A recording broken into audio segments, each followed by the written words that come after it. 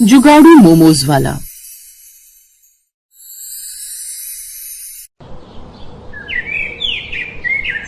शाम का समय होता है और सूरज धीरे धीरे ढलने लगता है। मोहन अपने पुराने से मोमोज के ठेले के पास चुपचाप खड़ा होता है। वो बार बार सड़क की तरफ देखता है कि कोई ग्राहक आए, पर अब तक उसकी बोहनी नहीं हुई होती। गले में 1 रुपया भी नहीं था, जिसे देख मोहन बहुत ज्यादा उदास हो जाता है और खुद से बातें करने लगता है। हे भगवान, शाम से रात होने वाली है लेकिन अब तक मेरी बोहनी नहीं हुई है। अगर ऐसा ही रहा तो आज घर का चूल्हा कैसे जलेगा। आज तो पिंकी का जन्मदिन भी है। सुबह जब मैं घर से निकल रहा था तो उसने बड़े प्यार से मेरा हाथ पकड़ा था और कहा था कि उसे एक सुंदर सी फ्रॉक चाहिए। हे भगवान, कोई तो रास्ता दिखा जिससे आज मेरी कमाई इतनी हो जाए कि मैं अपनी बेटी पिंकी के लिए एक छोटी सी सुंदर सी फ्रॉक ले सकूं। खाली हाथ घर गया तो उसे क्या मुंह दिखाऊंगा। मोहन अपनी किस्मत को कोसता रहता है और चूल्हे की आंच को धीमा कर देता है ताकि मोमोज ठंडे ना हो। वो मन ही मन सोचता है कि काश आज कोई चमत्कार हो जाए जिससे वो अपनी बेटी के लिए कपड़े घर ले जा सके।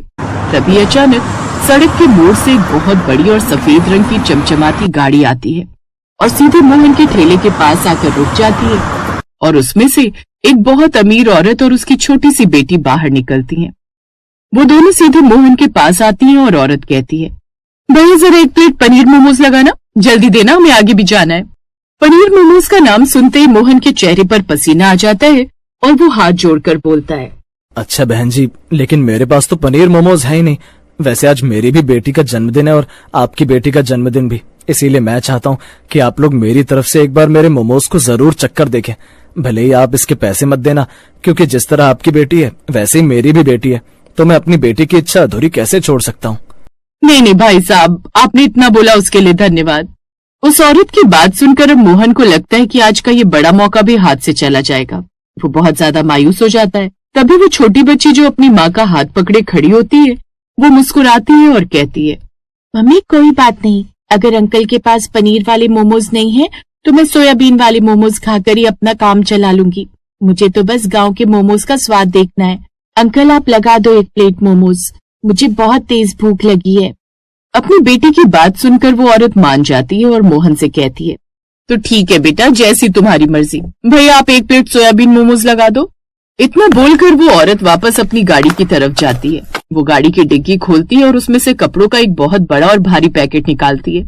वो पैकेट लेकर मोहन के पास आती है और उसे थमाते हुए कहती है, भैया ये कपड़े तुम रख लो, इसमें मेरी बेटी के कुछ नए और कुछ बहुत अच्छे कपड़े हैं, ये तुम्हारी बेटी के काम आ जाएंगे।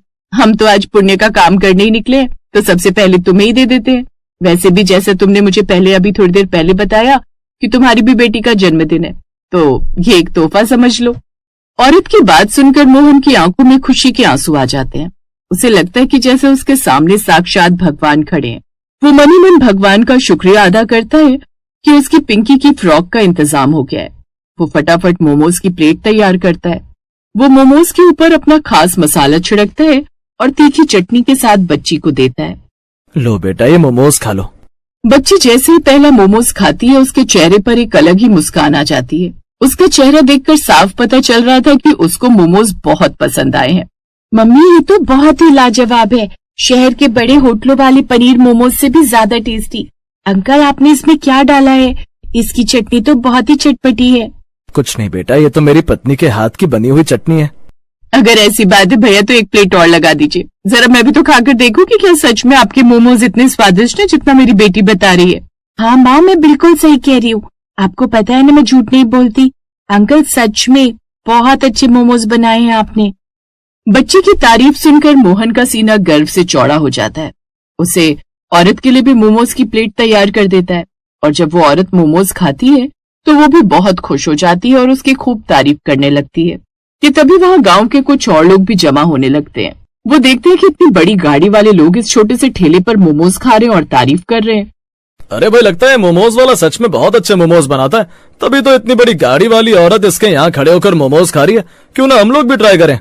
हाँ भाई, क्यों नहीं। देखते ही देखते मोहन का ठेला ग्राहकों से घिर जाता है। हर कोई कहता है कि उसे भी वही मोमोज चाहिए जो वो छोटी बच्ची खा रही है। मोहन के हाथ अब बिजली की फुर्ती से चलने लगते हैं। वो एक के बाद एक प्लेटें लगाता जाता है। उसका गल्ला जो शाम तक खाली था अब नोटों से भरने लगता है, जिसे देख वो खुद से कहता है, अरे वाह, ये तो कमाल हो गया। अभी तक मेरे गल्ले में 1 भी रुपया नहीं था और यहाँ मेरा पूरा गल्ला ही भर गया। करीब 1 घंटे तक मोहन को सिर उठाने की फुर्सत नहीं मिलती है। तभी वहाँ गांव का एक शरारती लड़का राजू आता है और अरे मोहन भाई, आज तो किस्मत के सितारे चमक गए तुम्हारे। ये इतनी बड़ी चमचमाती गाड़ी वाले लोग तुम्हारे हाथ का मोमोज ऐसे खा रहे हैं जैसे कोई अमृत मिल गया हो। हमें भी 1 प्लेट खिलाओ भाई। देखे तो सही, शहर वालों को ऐसा क्या पसंद आ गया तुम्हारे इस पुराने ठेले पर। अरे राजू भाई, मजाक मत उड़ाओ, बस ऊपर वाले की कृपा है। अभी गरम गरम प्लेट लगाता हूँ। बताओ चटनी कैसी रखूं? वही तीखी वाली? हाँ भाई, एकदम तीखी, कान से धुआं निकल जाए वैसी। वैसे मोहन भाई, आज पिंकी का जन्मदिन है ना, तभी भगवान ने ये बड़े ग्राहक भेजा तुम्हारे पास। मोहन मुस्कुराता है और पसीना पोंछते हुए प्लेट राजू को थमाता है। सही कह रहे हो राजू, सुबह तो कलेजा मुंह को आ रहा था, लग रहा था जैसे खाली हाथ घर जाना पड़ेगा, पर अब सब हो गया। तभी वो रईस औरत गाड़ी के पास से वापस मोहन के पास आती है और अपना महंगा पर्स खोलती है। भैया, ये लो मोमोज के पैसे, और सच कहूं तो तुम्हारी चटनी का जो स्वाद है वैसा हमें शहर के बड़े बड़े रेस्टोरेंट में भी नहीं मिलता। ये लो कुछ पैसे ऊपर से, मेरी तरफ से अपनी बेटी को कोई अच्छा सा खिलौना दिला देना। नहीं नहीं मेम साहब, आपने जो वो कपड़ों का पैकेट दिया है वही मेरे लिए बहुत बड़ी बात है। मैं आपसे ये एक्स्ट्रा पैसे नहीं ले सकता, मेरा जमीर नहीं मानता। अरे अंकल, रख लीजिए ना प्लीज, आज मेरा भी जन्मदिन है और आपकी बेटी का भी, तो ये मेरी तरफ से छोटी सी भेंट है, मना मत कीजिए। मोहन की आंखों में पानी आ जाता है। वो भारी मन से पैसे ले लेता है और गाड़ी वहाँ से चली जाती है। तभी वहाँ गांव का कल्लू और कुछ लोग पहुँच जाते हैं। मोहन, सुना है तूने आज कोई नया मसाला डाला है मोमोज में? पूरा गांव तेरे ठेले की बात कर रहा है, हमें भी चखा जरा। मसाला वही है कल्लू भाई, बस आज बनाने वाले का दिल खुश था। ये लो, तुम भी खाकर देखो। अरे भाई, ये तो सच में बड़े टेस्टी है मोहन। तू कल से मेरे घर के बाहर ठेला लगाया कर, वहाँ बहुत भीड़ रहती है। उसकी बात सुनकर वो बहुत खुश हो जाता है और अब वो एक एक करके सबको मोमोज देता है। ऐसे ही एक बूढ़ा काका आता है और कहता है, बेटा मोहन, आज तेरी मेहनत रंग लाई।